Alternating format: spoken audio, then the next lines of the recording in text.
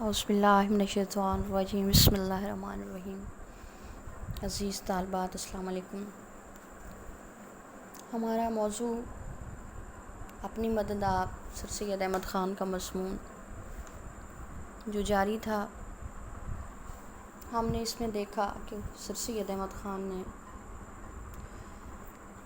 ایک مقولہ خدا ان کی مدد کرتا ہے جو آپ اپنی مدد کرتے ہیں،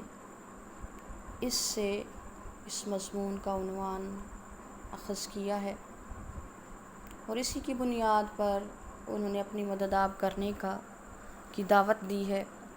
اور یہ قرار دیا کہ ہر شخص جب اپنے طور پر کوشش کرے گا، کاوش کرے گا تو وہ ترقی حاصل کرے گا، اور اسی طرح جب بہت سارے اشخاص کے اندر محنت کی قوت پائی جائے گی، جذبہ پایا جائے گا، جوش پایا جائے گا، تو پھر پوری قوم ترقی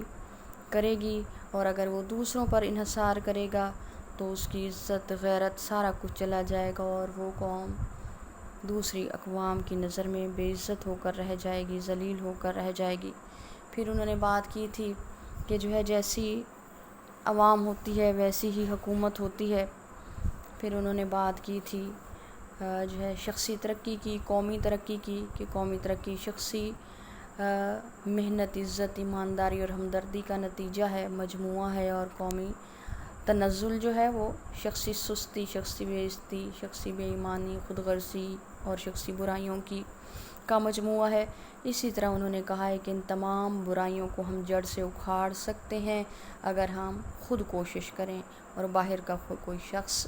اس میں ہماری مدد نہیں کر سکتا۔ پھر انہوں نے تعلیم و تربیت کے لیے دعوت دی ہے کہ ہم اپنی اولاد کو، اپنی آنے والی نسلوں کو صحیح راہ پر چلائیں تاکہ وہ قوم کی فلاح کا ذریعہ بن سکیں۔ اور اس طرح انہوں نے یہ بات کی کہ ہمیں قوم کو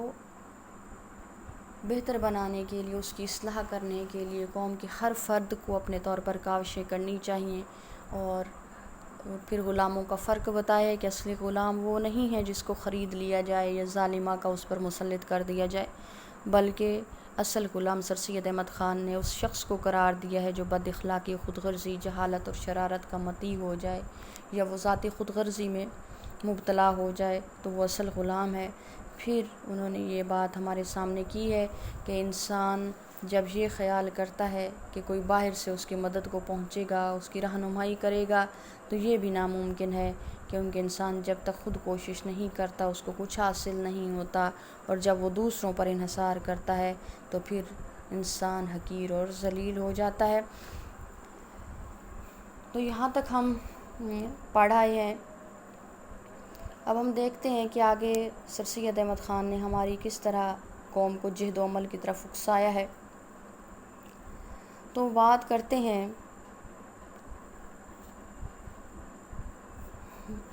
ولیم ڈراگن، جو آئرلینڈ کا روشن خیال مفکر تھا، اس کی ہم نے بات کی تھی، کل اس کے بارے میں بات ہوئی تھی کہ اس نے بھی محنت کا درس دیا اور کہا کہ آزادی ہم اپنی محنت کے بلبوتے پر حاصل کر سکتے ہیں۔ اس سے آگے سر سید احمد خان نے فرمایا کہ انسان کی اگلی پشتوں کے حالات پر خیال کرنے سے معلوم ہوتا ہے کہ انسان کی موجودہ حالت انسانوں کے نسل در نسل کے کاموں سے حاصل ہوئی۔ اب اگلی پشتوں سے مراد ہمارے آباء و اجداد ہیں۔ وہ کہتے ہیں کہ ہم اپنے اگر آباء و اجداد کی طرف نظر دوڑائیں تو ہمیں پتہ چلتا ہے کہ آج ہمارے پاس جو کچھ موجود ہے، جس حالت میں ہم موجود ہیں، ہم تہذیب کی جس شکل میں ہیں، تو وہ تمام ہمارے بزرگوں کی وجہ سے ہوا ہے کہ انہوں نے نسل در نسل تہذیب کو منتقل کیا، اور آج ہم اس موجودہ حالت پر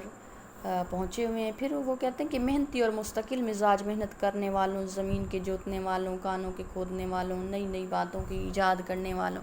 مخفی باتوں کو ڈھونڈ کر نکالنے والوں، آلات جرثقیل سے کام لینے والوں اور ہر قسم کے پیشہ کرنے والوں، ہنرمندوں، شاعروں، حکیموں، فلاسفوں، ملکی منتظموں نے انسان کو موجودہ ترقی کی حالت پہنچانے میں بڑی مدد دی ہے۔ اب ہماری موجودہ ترقی کی وہ بات کرتے ہیں، اور اس کے پس منظر میں جن لوگوں کا ہاتھ ہے اور جن پیشوں کا ذکر ہے انہوں نے اس کی بات کی۔ تو سب سے پہلے انہوں نے محنتی اور مستقل مزاج محنت کرنے والوں کی بات کی ہے۔ مستقل مزاج وہ محنتی لوگ جو یہ نہیں کہ آج تو وہ محنت کرنے کے لیے تیار ہوئے اور کل جو ہے انہوں نے کاہلی اختیار کر لی، پھر کل انہوں نے محنت شروع کر دی تو پھر آنے والے دن میں انہوں نے سستی اختیار کر لی۔ تو ایسا نہیں ہے، ان میں ایک قسم کا استقلال پایا جاتا ہے، مستقل مزاجی پائی جاتی ہے، وہ مسلسل محنت کرتے جاتے ہیں۔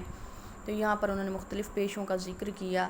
سب سے پہلے جب انہوں نے ذکر کیا نا زمین کے جوتنے والوں، اس سے مراد ہے کہ کاشتکاروں نے مسلسل محنت کی ہے، تو آج جو ہے بہترین قسم کی پیداوار انسانوں کے ہاتھ میں ہے۔ پھر کانوں کے کھودنے والوں، کان کہتے ہیں مائنز کو جہاں سے دھاتیں نکلتی ہیں، تو اب ظاہر ہے پہاڑوں کو کھودنا آسان کام نہیں ہے، تو انہوں نے بھی محنت اور مستقل مزاجی سے جو ہے یہ پیشہ اپنایا، کانوں کو کھودا اور وہاں سے معدنیات نکالی اور اپنی ان نسلوں تک منتقل کیے یہ خزانے۔ پھر نئی نئی باتوں کی ایجاد کرنے والے، یہاں مراد سائنسدان ہیں کہ انہوں نے کوششیں کی، کاوشیں کی، جدید قسم کے آلات تیار کیے، مشینریاں تیار کیں اور آج ہماری زندگیوں کو آسان اور آسائش سے بھرپور بنا دیا۔ پھر مخفی باتوں کو ڈھونڈ کر نکالنے والوں سے مراد ایجادات کرنے والے ہیں کہ جو چیزیں پہلے چھپی ہوئی تھیں ان کو انہوں نے سامنے وہ منصۂ شہود پر لے آئے ہیں، ہمارے سامنے لے آئے اور انسان کو کے استعمال میں دے دی۔ پھر آلات جرثقیل سے مراد بھاری وزن اٹھانے کے آلے جیسے کرینے وغیرہ، تو اس قسم کے ان کو سے کام لینے کا طریقہ جن لوگوں کو ہے۔ اور پھر وہ بات کرتے ہیں ہر قسم کے پیشہ کرنے والوں، جو بھی ہمارے ہاں پیشے ہیں وہ سارے۔ پھر ہنرمندوں کی بات کرتے ہیں جن کے پاس ہنر ہے، شاعر بھی اس میں شامل ہیں۔ حکیموں سے مراد یہاں پر دانشور عقل مند لوگ ہیں۔ فلاسفرز کی وہ بات کرتے ہیں جن کی سوچ ہے، جن کا تفکر ہے، جن میں دور اندیشی ہے۔ پھر وہ بات کرتے ہیں ملکی منتظم و ملکوں کو چلانے والے ہمارے رہنماؤں کی بات کرتے ہیں کہ انہوں نے انسان کو موجودہ ترقی کی حالت پر پہنچایا ہے اور ہر کسی نے اپنی اپنی محنت کے بلبوتے پر اس میں حصہ ڈالا ہے۔ ایک نسل نے دوسری نسل کی محنت پر عمارت بنائی ہے، یعنی ایک نسل نے جو کامیابیاں حاصل کی، آنے والی نسلوں نے اس پر مزید کام کیا، اس پر مزید محنت کی اور جو اس میں اضافہ کرتے گئے اور اس کو ایک اعلیٰ درجے پر پہنچایا ہے۔ ان عمدہ کاریگروں سے جو تہذیب و شائستگی کی عمارت کے معمار ہیں، کاریگر بنانے والوں کی وہ بات کر رہے ہیں، تہذیب و شائستگی عمدگی کی وہ بات کرتے ہیں، رہن سہن کے طریقوں کی بات کرتے ہیں، اس کو بنانے والے مراد آج کی مہذب زندگی کی انہوں نے بات کی۔ اس سے قبل انسان غاروں میں رہتے تھے، جنگلوں میں رہتے تھے، ان میں کوئی تہذیب نہ تھی، ان میں کوئی شائستگی نہ تھی۔ اگر انسان موجودہ دور میں تہذیب اور شائستگی زندگی گزار رہا ہے تو اس کے پس منظر میں ان بہت سارے لوگوں کا ہاتھ ہے۔ لگاتار ایک دوسرے کے بعد ہونے سے محنت اور علم و ہنر میں جو ایک بے ترتیبی کی حالت میں تھی، ایک ترتیب پیدا ہوئی۔ اب لوگوں کو رہن سہن کے طریقے آ گئے۔ رفتہ رفتہ نیچر کی گردش نے موجودہ نسل کو اس زرخیز اور بے بہا جائیداد کا وارث کیا۔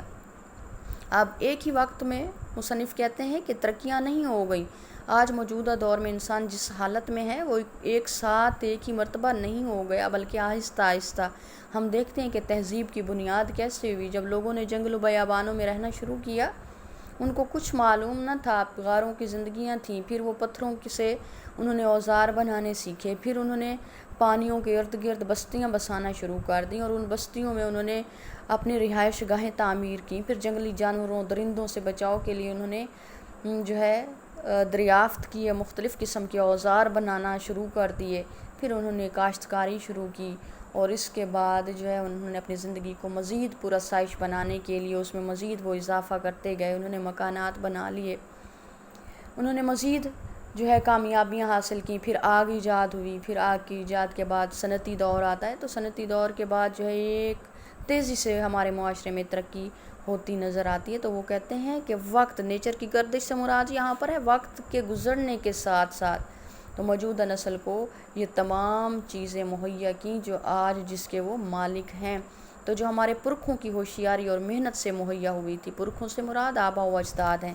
کہ ہمارے آباء و اجداد کی عقل مندی تھی، ان کی محنت تھی، انہوں نے اپنے عقل کو استعمال کیا، محنت سے کام لیا اور ایک تہذیب کی بنیاد ڈالی اور نئی نئی ایجادات کی، نئی نئی دریافتیں کی۔ پھر وہ کہتے ہیں اور وہ جائیداد ہم کو اس لیے نہیں دی گئی کہ ہم صرف مثل مارے سر گنج اس کی حفاظت ہی کیا کریں۔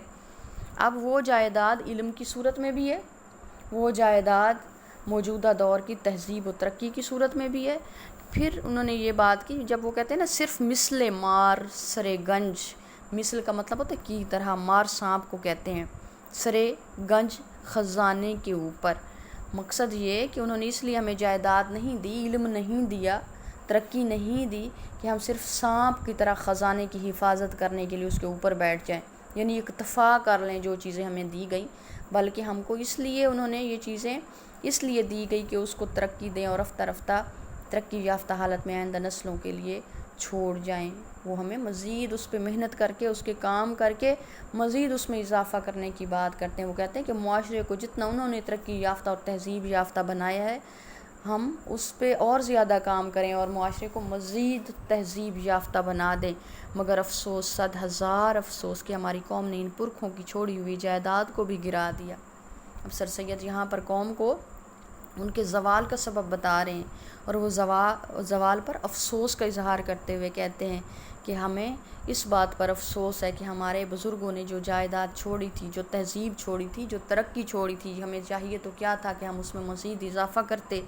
اور کامیابیاں حاصل کرتے، لیکن ہم نے ان سے حاصل کی ہوئی کامیابیوں کو بھی ختم کر ڈالا۔ اس کی مثال ایسے ہی ہے کہ جیسے ہم دیکھتے ہیں کہ قدیم دور میں سائنس کے میدان میں ایجادات ہو گئیں۔ پھر سرجری کی بات کر لی جائے، ابو القاسم زہراوی کی طرف جاتا ہے، ابو الحسیم کو دیکھیں تو یہ تمام جو ہے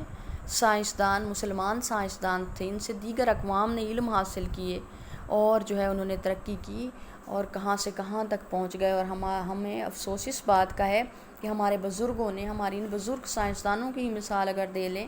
کہ انہوں نے جو ایجادات کی تھیں، ہم نے ان کو بھی چھوڑ دیا، ان پر مزید کام کرنا تو کجا، ہم نے اس کو بھی نہ سمجھ سکے، اس کو بھی نہ لے سکے، جبکہ مغرب نے اس کو اپنایا، اس کو کی تعلیم اپنی یونیورسٹیوں میں جاری کی، اس پر مزید ریسرچ کی، تحقیق کی اور جو ہے کامیابی کے اعلیٰ مدارج طے کر لیے۔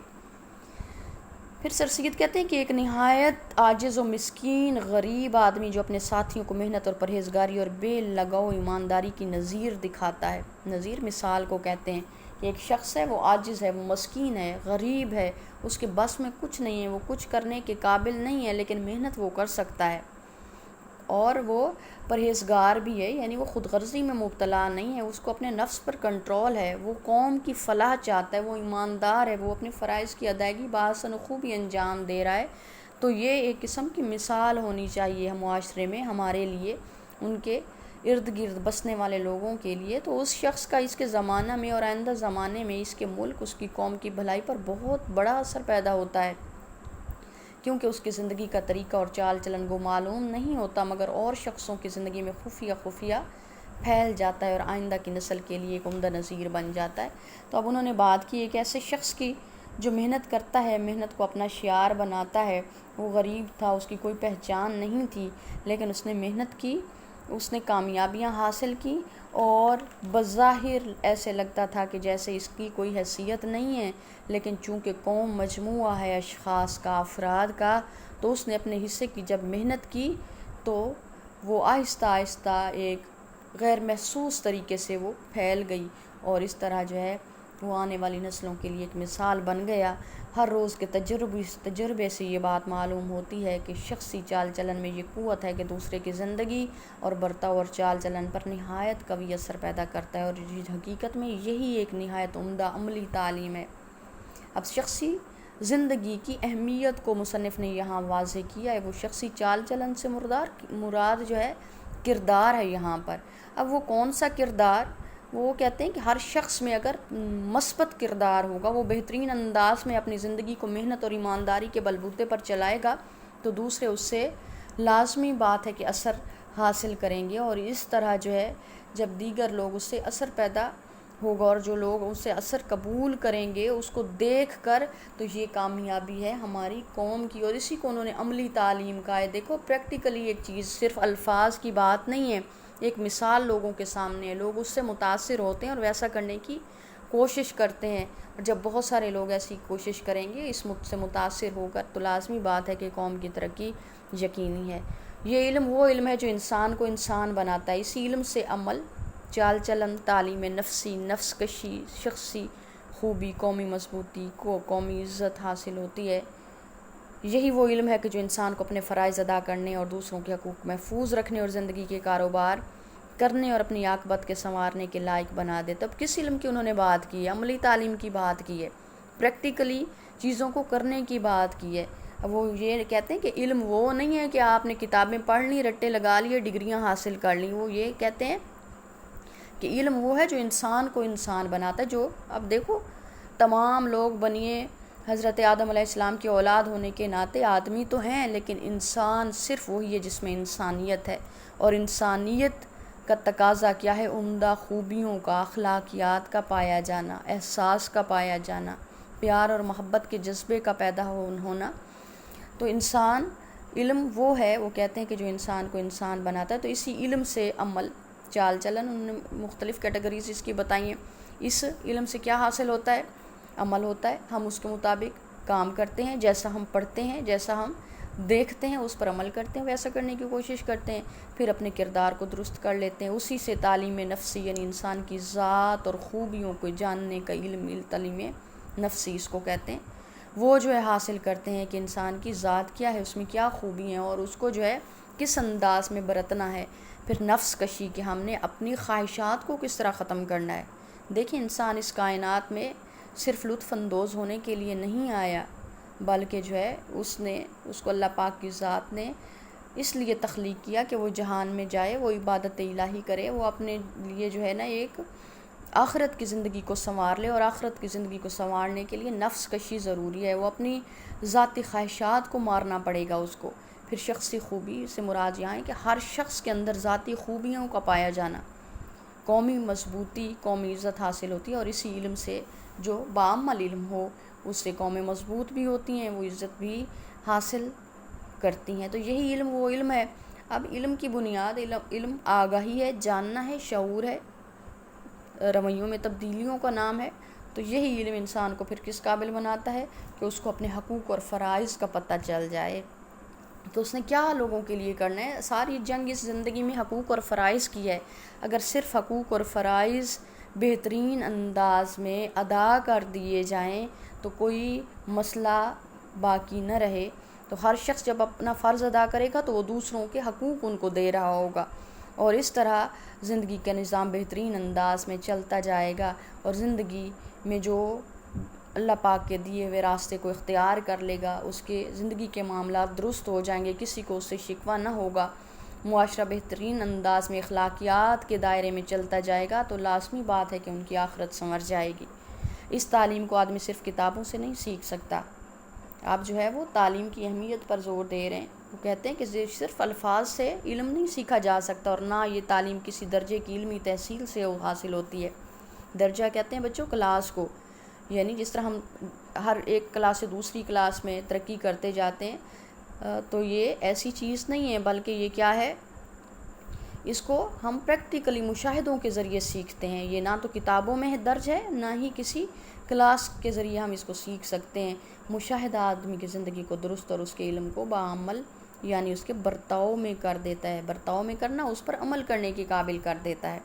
مشاہدہ کیا ہے؟ ہم دوسروں کو دیکھتے ہیں، پرکھتے ہیں کہ کون سی معاملات ہیں کہ جس کی وجہ سے اس نے نقصان اٹھایا،